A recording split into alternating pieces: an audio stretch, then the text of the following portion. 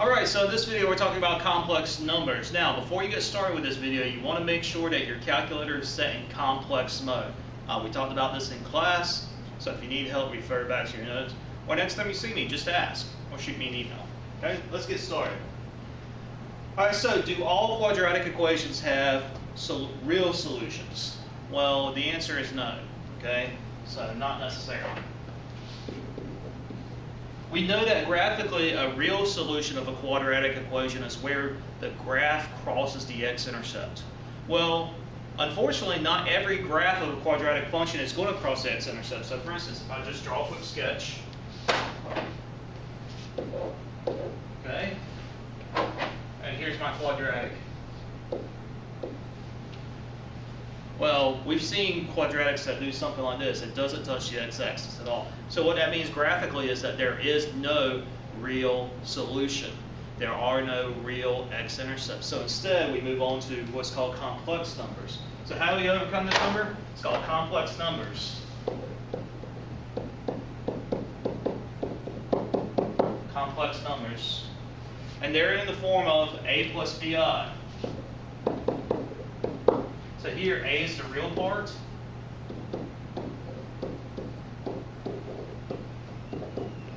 B is the imaginary part.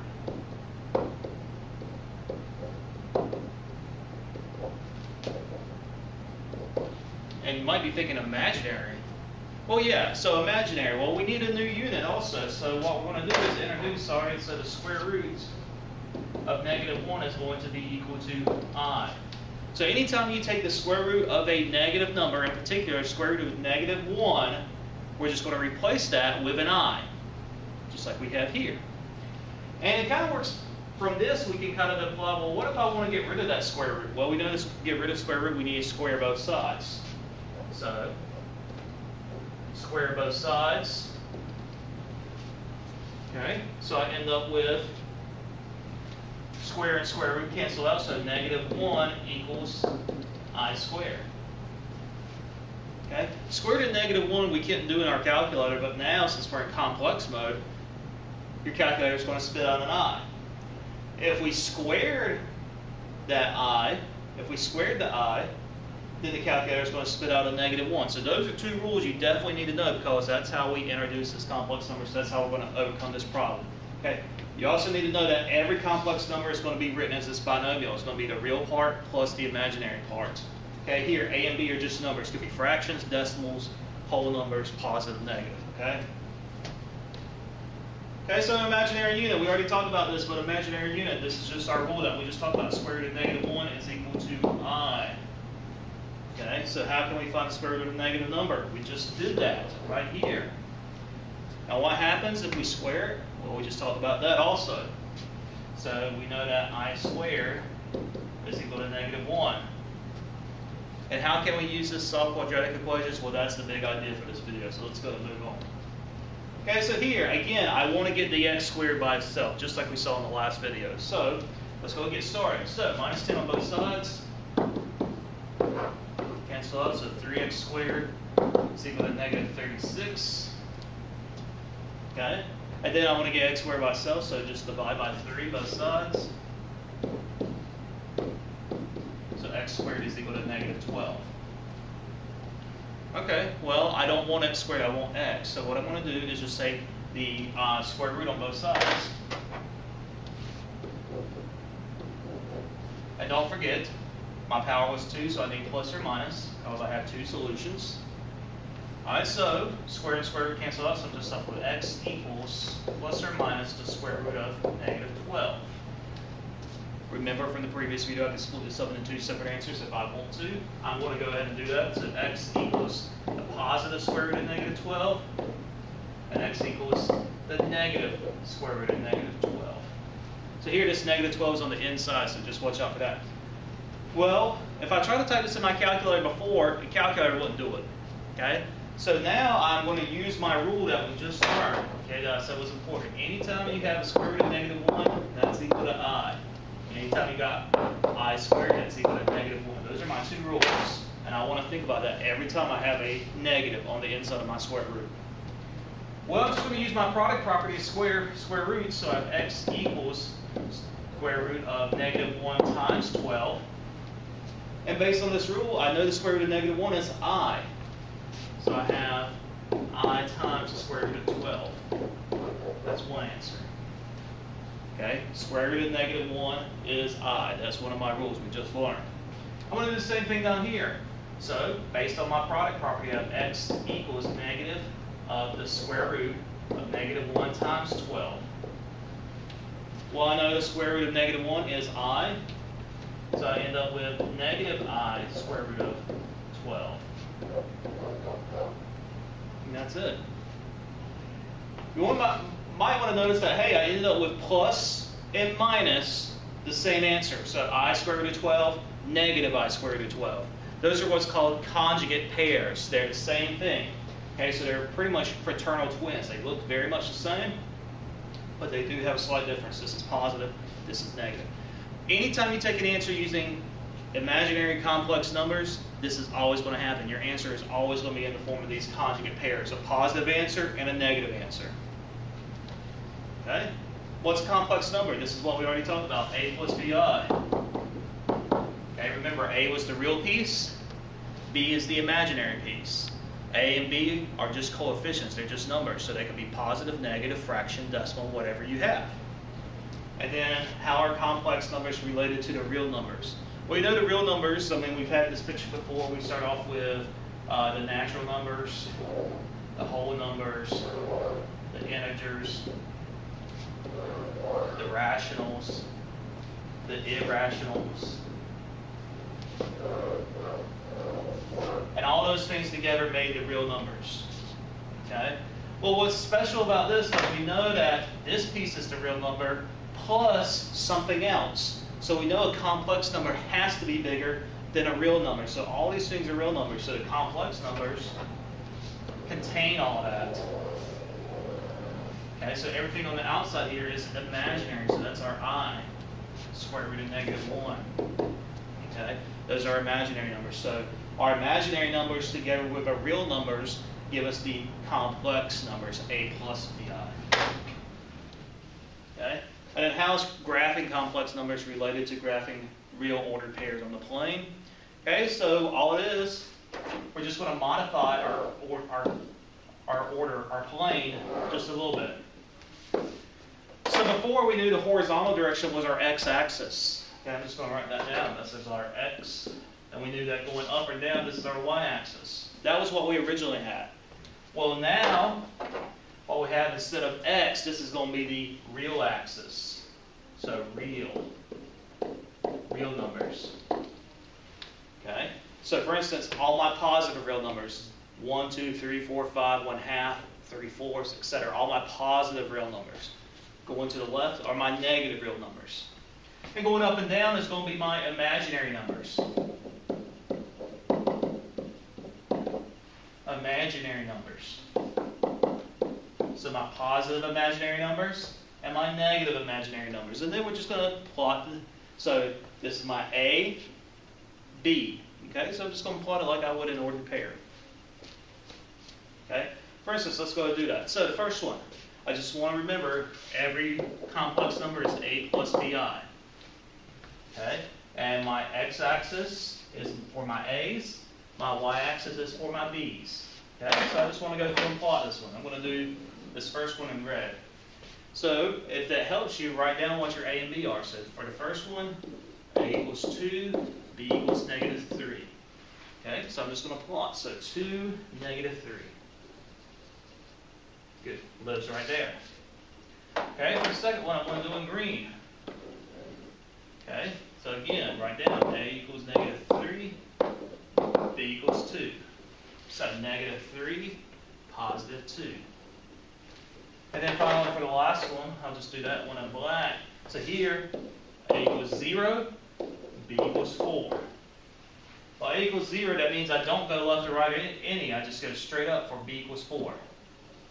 Okay, so it lives right there. And that's all it is. Super easy to plot these complex numbers. Okay? How do we add and subtract complex numbers? Well, that's really easy. All it is combine like terms.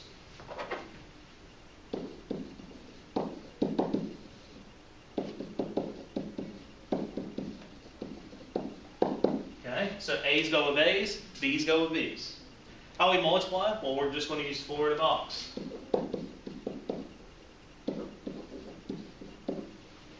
And then what's a complex conjugate? So for instance, if we start with A plus BI, then its conjugate is A minus BI. Remember I said they're fraternal twins, they look exactly the same, except for slight differences. So here this was plus BI, this one's minus BI. Those are complex conjugates. And it goes backwards. If I start with this, I start with A minus BI, its complex conjugate is A plus BI. And what we're going to think about, we're actually going to do a lot of this in calculus, so don't worry about this last question. Okay? So I just want to combine like terms. So remember, A's go with A's, B's go with B's. So here this is an A, this is an A. So A. A minus BI, A plus BI. Just going to combine like terms now. So 4 plus 3 is 7. And then B plus B, so negative 1 plus 2 is positive 1. So positive 1i, or if I just say 7 plus I. Okay? Now, if you have your calculator in complex mode, we could just do these using our calculators. So that's what I'm going to do for the rest. If you want to practice doing it by hand, I suggest that, but you know, it's totally up to you. So I'm just going to do these using my calculator. Okay, now if you're doing it by hand, you want to watch out. Negative, negative makes a positive. And if you use your calculator, what you should find is that this becomes a positive 6. And then finally down here, I'm just going to use calculator again. But just watch out. Negative, negative makes a positive, things like that, okay? Just type it in exactly the way it looks, or just do it by hand and be careful. And take your time. No need to rush. So here I got negative 5i. Okay, that's it. Pretty easy. All right, here, multiplying. So here what I want to do is just I have distributive property. Okay. 5 times negative 2 is negative 10, and the I just comes along. All right, now here I have 5 times 1, which is 5, so plus 5, but I have I times I, which is I squared. But remember back our rule. We know I squared is equal to negative 1. So everywhere I see an I squared, I can replace that with a negative 1. So I have negative 10i plus 5 times negative 1. Negative times positives of negative, so I have negative 5 minus 10i. That's my answer. Okay? So again, we had to use our rule, so watch out for that. Down here, I have a binomial times binomial, so I can do the box. I'm just going to use calculator. Just type it in exactly the way it looks. Okay? I would encourage you to practice doing it by hand at least a couple of times before you go straight to your calculator. But just in the interest of time, I'm using a calculator. So 1 plus 18i. Okay, so now, you know, I'm doing this really fast using the calculator. I encourage you to do it by hand. You know, use the calculator, use this video to check yourself, okay? So the last one, 6 plus 3i, and then 6 minus 3i. And this is 45. Now it's important to make sure you're in complex mode. It's also important to make sure you type it in exactly the way it looks, otherwise you're going to get the wrong answer. Again, if you're doing this by hand, you're going to have to use this rule. I squared is equal to negative 1. Okay, I want to divide. Now this one I'm not going to do by hand. I'm just going to type it in the calculator exactly the way it looks. When you have a fraction though, especially if you have multiple pieces, so here I've got 2 pieces of my numerator, 2 pieces of my denominator.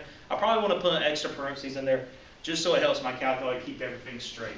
So I'm going to put a parentheses around the top, parentheses around the bottom. Is that required? I'll go ahead and tell you yes, because if you don't, most likely you'll get the wrong answer because you'll type it in wrong.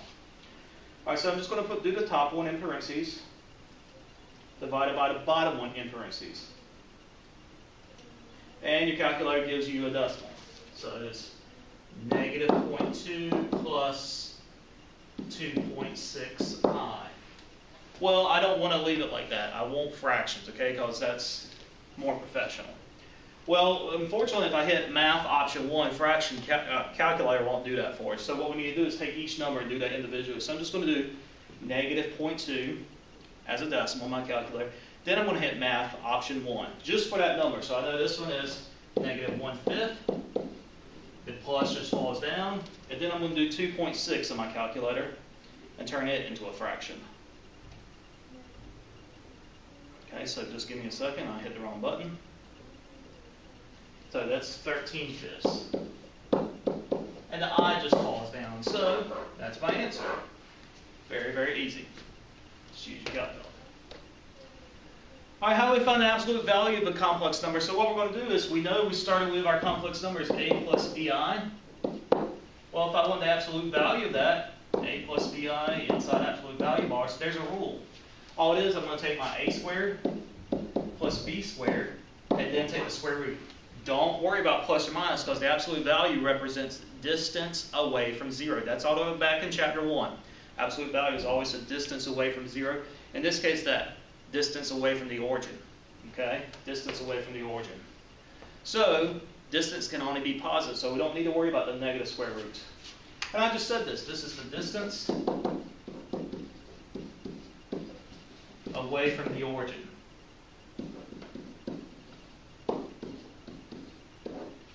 Away from 0, 0. Okay, we can also do this in our calculator as well. Okay, so I want to find the absolute value of these three numbers. Okay, so first off, I'm going to list off what's my A, what's my B. So here, A is 3, B is 4. So using the rule, so the absolute value of 3 plus 4i, all I'm going to do is just say 3 squared plus 4 squared, and then take the square root. So I end up with square root of 9 plus 16, which is square root of 25, which is 5. Okay, I did that by hand pretty quickly, pretty easily, because I knew what the rule was. Okay, well, I can also use my calculator. So what I'm going to do is hit math, scroll over to the number menu, and then option 1, pull my absolute value bars, and then just put this number on the inside, so negative 2i. So what I'm looking for is the absolute value of negative 2i. And that's just positive 2. I went 2 units straight up from 0, 0. I'm going to do the same thing down here. I'm looking for the absolute value of negative 1 plus 5i. We'll do that in my calculator, or if you want to practice doing it by hand, I encourage you to do that. Okay, so I'm just pulling up my absolute value bars like I did before. And you get a really nasty decimal. Okay, so but this is essentially just going to be the square root of 26, or approximately 5.1. Okay. And that's it, pretty easy. Now this one, square root of 26, I did it in my head real quick by hand. Here I just used calculator, got that decimal. Okay, that's it for this video. Thank you very much.